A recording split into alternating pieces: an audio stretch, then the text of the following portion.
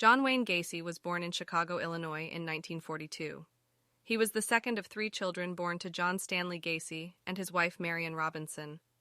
Gacey had a difficult relationship with his father, who was an alcoholic and physically abusive towards his children. Gacey's father often belittled him and called him a sissy for his interest in cooking and cleaning, and for not being interested in traditional masculine pursuits like sports. Gacey struggled with health issues as a child, including heart problems and blackouts, which he believed were caused by a head injury he sustained when he was hit in the head with a swing. He was also overweight and was often bullied by his peers.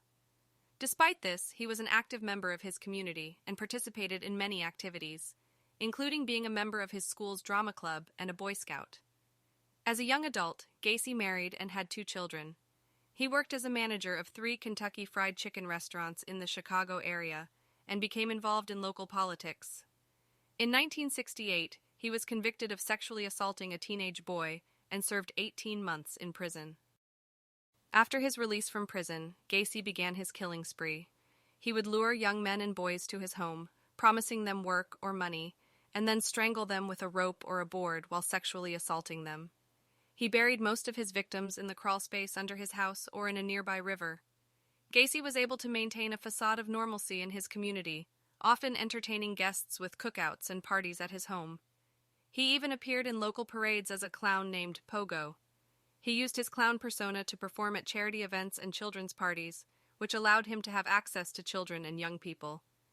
In 1978, Gacey's crimes were finally discovered when he was arrested for the assault of a teenage boy. Police obtained a search warrant for his home and found the remains of 29 victims buried under his house and in nearby locations. Many of the victims were identified, but some remain unidentified to this day. Gacey was convicted of 33 counts of murder and sentenced to death. He spent 14 years on death row, during which time he continued to maintain his innocence and even wrote a book about his life. However, his appeals were exhausted, and he was executed by lethal injection on May 10, 1994. The case of John Wayne Gacey is one of the most notorious in American criminal history. It sparked a national conversation about the need for better tracking of missing persons and the dangers of trusting strangers. It also highlighted the prejudice and indifference that many in society held towards victims who were young, male, and often involved in sex work.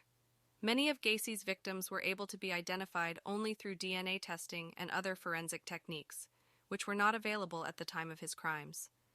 In the years since his death, there have been calls for better mental health treatment and support for victims of sexual assault and abuse.